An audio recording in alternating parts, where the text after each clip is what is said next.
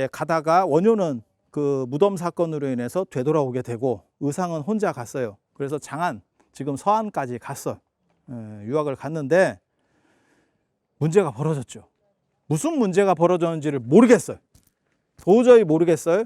하지만 저는 그걸 뭘로 추정하냐면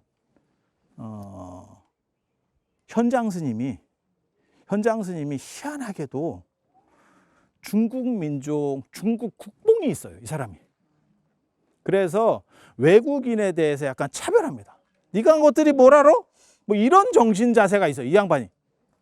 그 대표적으로 나오는 게 원측 스님. 원측 스님 왕족 출신이에요. 신라 왕족 출신.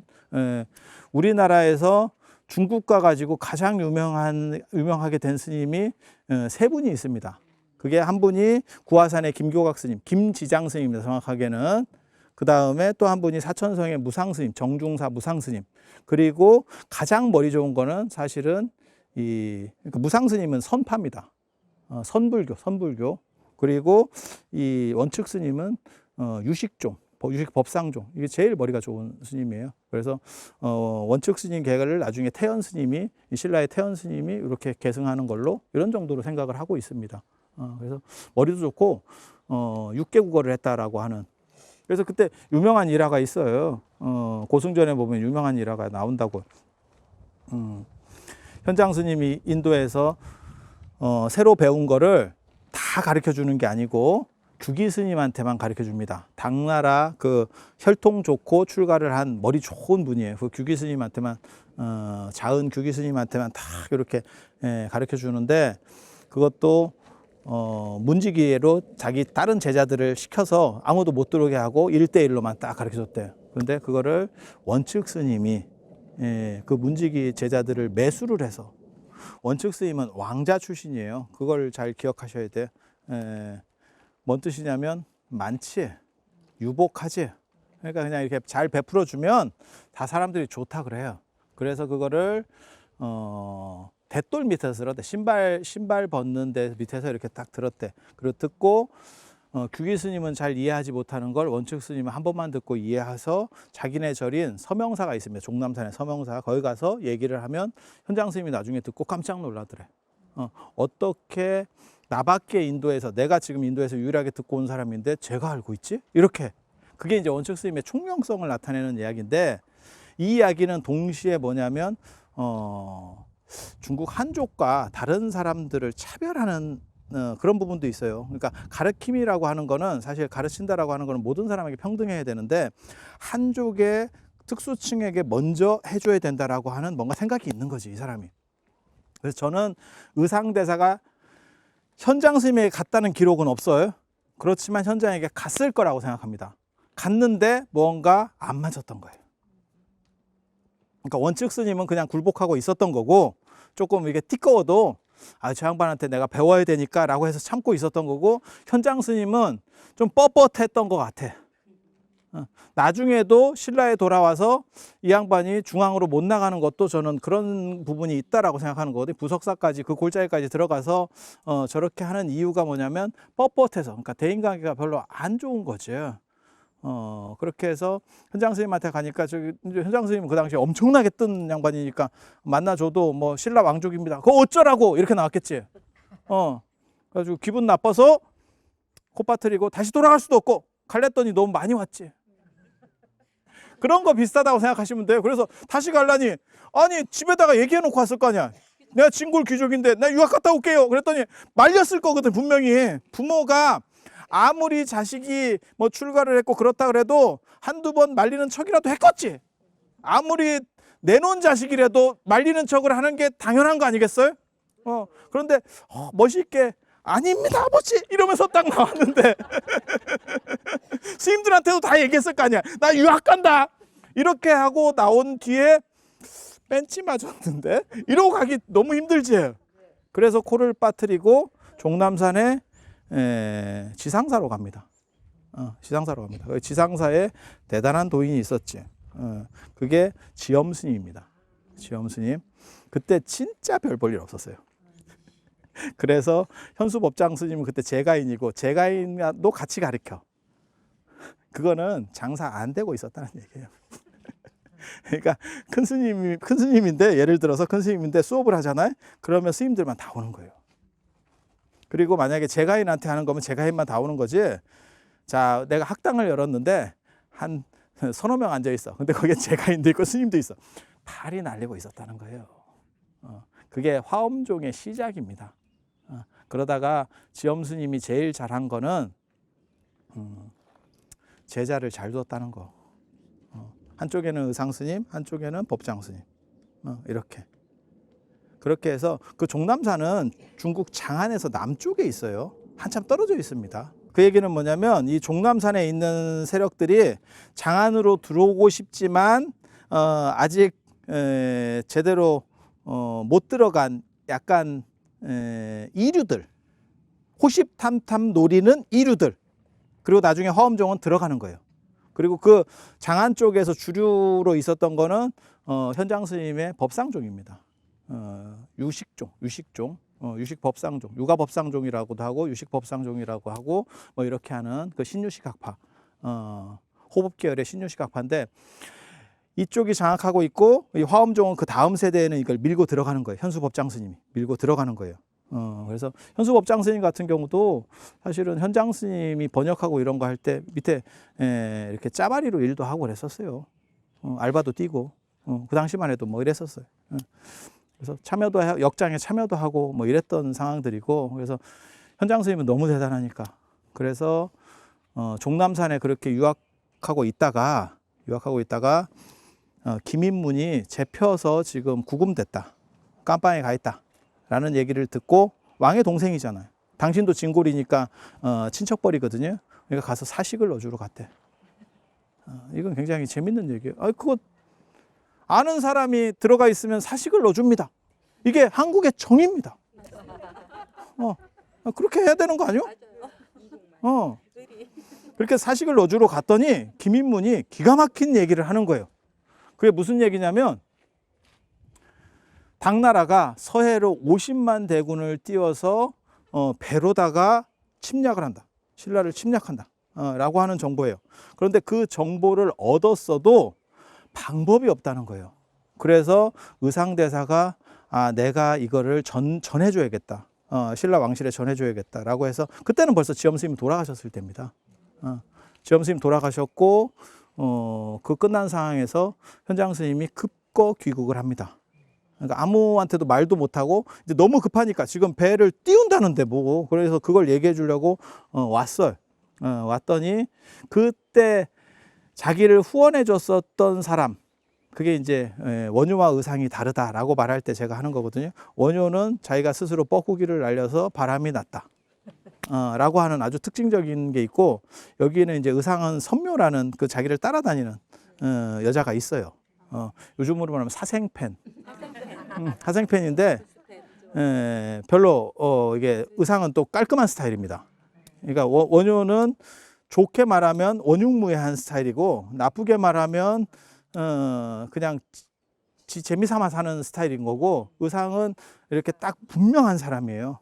엄격성을 가진 사람이에요. 그래서 협조가 잘 안 되는 거예요, 이 양반이. 그렇다 보니까 자기 사생편에게도 말을 못 하고 왔지. 그래서 선묘가 그거를 나중에 딴 사람한테 듣고 쫓아가잖아. 배 타는 데를 쫓아가잖아. 그랬더니 배가 출발하니까 거기서 자살을 해서 물속으로 뛰어들어 버리잖아요. 근데 거기까지가 아마 스토리는 끝이었을 거고, 그게 너무 안타까우니까 이제 용이 됐다. 용이 됐다. 뭐 이렇게 스토리가 그렇게 나오는 거예요.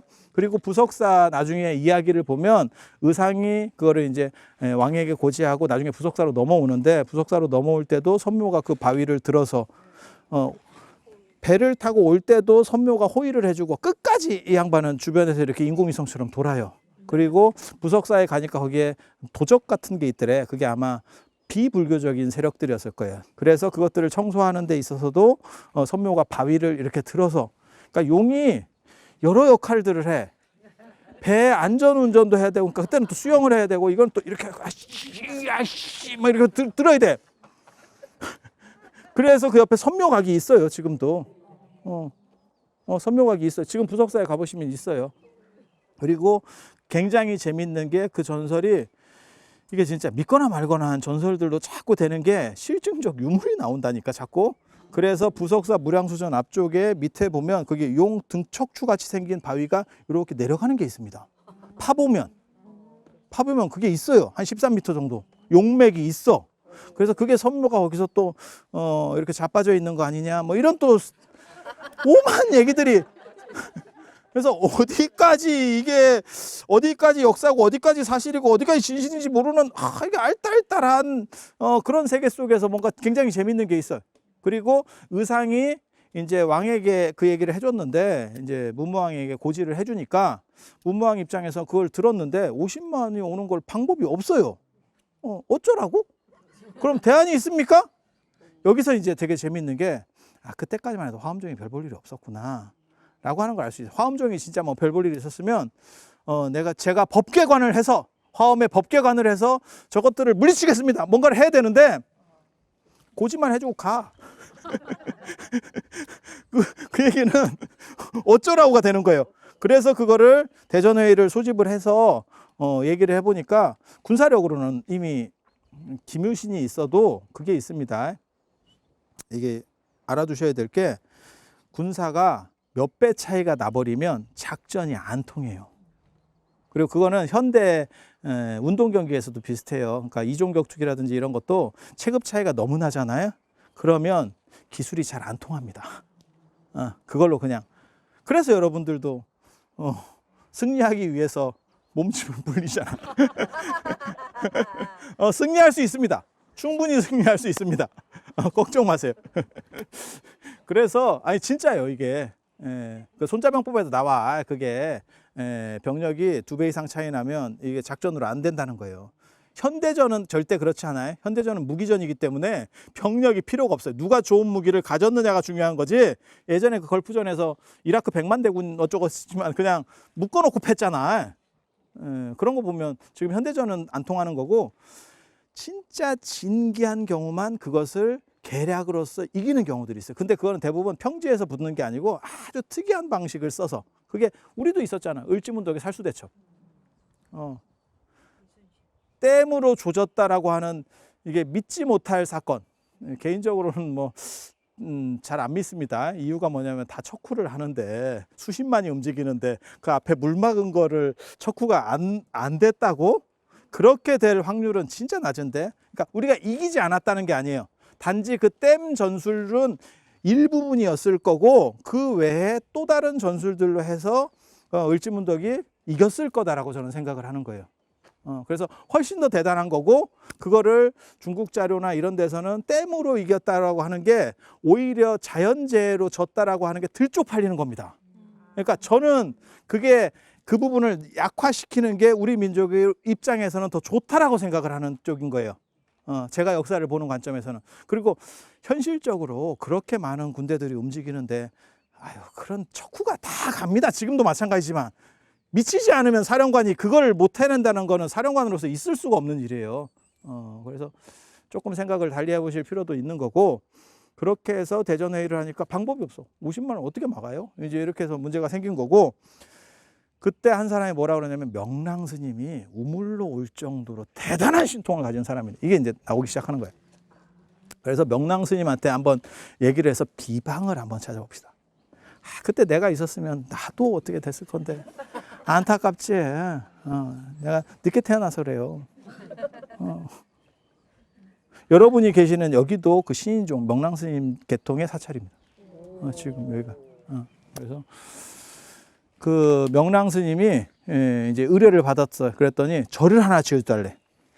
그러면 내가 문두루 비법, 수인이라고 하는 겁니다. 문두루 수인, 그 다음에 만트라는 진원, 그 다음에 만다라는 정신으로서 이렇게 깨달음을, 영적인 거를 보여주는 그런 거라고 생각하시면 되거든요. 그래서 문두루, 그 다음에 만트라, 만다라. 문두루는 무드라라는 거예요. 인도말로는 무드라. 그렇게 해서 수인, 탁탁 이렇게 하는, 수인을 딱 해가지고 뭔가를 신비한 힘을 일으킬 수 있대. 입으로 아마 진원도 했을 거예요. 같이 했을 겁니다. 그렇게 해서 정신적 만다라 경계를 만들어냈을 거거든요. 근데 나만 할 수는 없고 12명 찢기다시가 필요하대. 근데 그 찌기다시는 유가승이에요. 그러니까는 법상종 계열. 법상종 계열. 그래서 12명 같이 이렇게 하는데 절을 지어줄 수가 없다는 거예요. 절을 지을 정도의 힘이 그 시간이 안 돼. 저쪽에서 오고 있는데 뭔 절을 지어? 절 지어놓고 해버리면 무슨 일이 벌어지냐면 이길 수 있었는데 절이 완공이 안 돼서 졌어요. 이렇게 하면 될 수 있잖아요. 그러니까 시간이 없어요. 그러니까 그러면 채색 비단으로다가 이렇게 오색실 같은 걸로 결계를 딱 치고 그 문두루 비법을 할 수 있는 문두루 도량을 만들겠습니다. 이렇게 해서 탁탁탁 만들어 가지고 거기서 12명의 유가승들과 그러니까 법상종 스님들과 더불어서 이게 밀교 작법을 한 거예요. 그랬더니 태풍이 불어서 꼬르륵 했다는 거예요. 그 뒤에 5만 군데 별동대가 다시 오는 거를 또 손만 돌리면 끝나는 거예요. 이게 손만 돌리면 얼마든지 가능해, 이게. 그때 잠수함이 있었으면 방법이 없었을 건데, 이게 뭐야. 이순신 장군은 이건 깜도 안 됩니다. 그 가서 뭐, 신에게는 아직 12척이 있사옵니다. 그거 필요 없어요. 우리 손만 돌리자. 이러면 다 끝나는 거예요. 야, 이러면. 그리고 여러분 몰라서 그렇지, 이거 아직도 합니다. 이게 일부가 아직도 해요. 그게 제지낼 때, 관욕할 때. 관욕할 때 보면 뭐 건단지는, 계단지는 뭐 이렇게 할 때 이렇게 손 이렇게도 하고 뭐 이렇게 해요. 그래서 그런 의식들이 일부가 남아 있어요. 근데 그게 우리는 그게 많이 사라졌어요. 이 신인종이라는 전통이 많이 사라졌어요. 그래서 그걸 번역하면 신인, 수인을 신비한 수인, 신비한 수인 종파예요. 그래서 명랑 스님이 신인종의 개조가 되고 그 사천왕사가 첫 번째 절입니다. 첫 번째 절입니다. 그래서 사천왕을 중심으로 해서 어떻게 호국 사천왕, 그러니까 불법을 호위하는, 그래서 나라를 호위하고, 그래서 나중에는 당나라에 사신을 파견해. 그러면서 뭐라고 얘기하냐면, 왜 가기만 하면 죽지? 네가 그 내용을 알아봐라. 라고 해서 특파 옵니다. 그래서 특파가 와가지고 그것도 아주 재밌는 얘기예요. 그래서 그 사신이 너네 나라 절에 사천왕사라고 있다던데 그걸 좀 보여줄 수 있느냐 이렇게 얘기해요. 그랬더니 신라에서는 그걸 안 보여주려고 하는 거예요. 이게 비보사찰이에요. 안 보여주려고 하는 거예요. 그래서 퍼뜩 망덕사라고 하는 아까 그 사천왕사 맞은편에 조그만 절이 있었다 그러잖아요. 그 망덕사를 지었대. 대충 이렇게. 그래서 사신한테 여기가 사천왕사예요 라고 했대요. 그런데 외교관들은 다 어느 정도 머리가 되는 사람입니다. 신분도 되고 머리도 돼요. 그래서 딱 보니까 이건 너무 센 삥이거든. 이게 진짜 이거 약을 팔아도 이렇게 팔면 안 될 것 같은데. 그래서 이게 사천왕사가 아닌 것 같은데 이런 얘기를 합니다. 그래서 사천왕사하고 망덕사 이야기, 그리고 그 사천왕사 위에 선덕여왕릉이 있다더라 라는 정도까지 기본적으로 해드리고, 사실은 그 사천왕사와 관련해서도 또 재밌는 이야기가 있어요. 달을 멈추는 사람.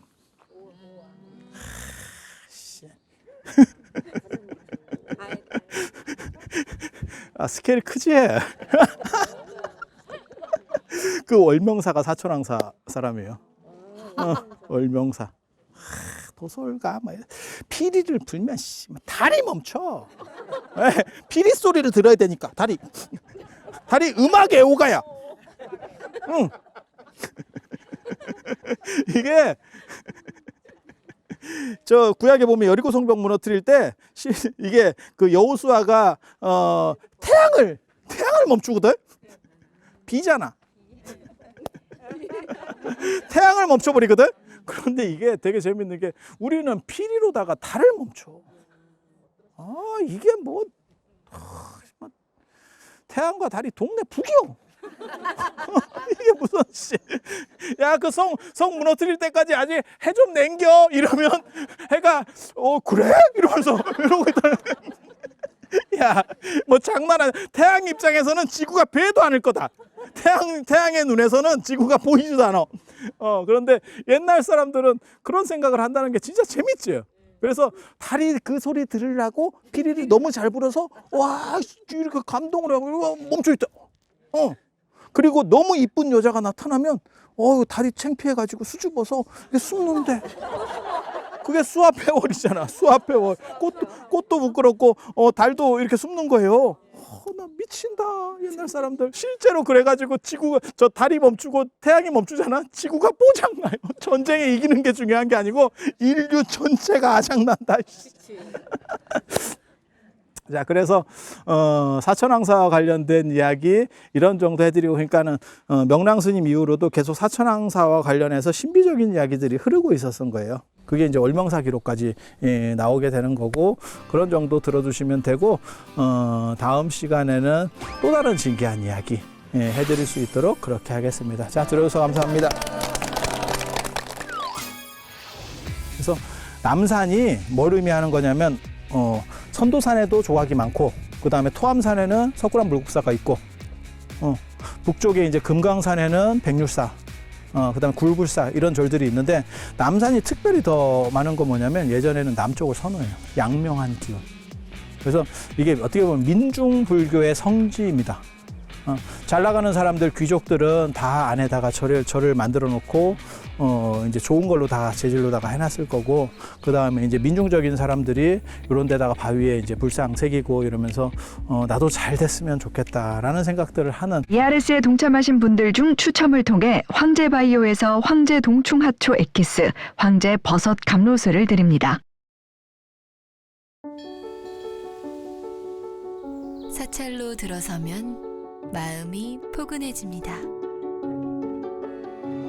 힘들었던 기억은 내려놓고 나를 찾는 시간을 가져봅니다. 나를 위한 행복 여행 템플스테이로 당신을 초대합니다.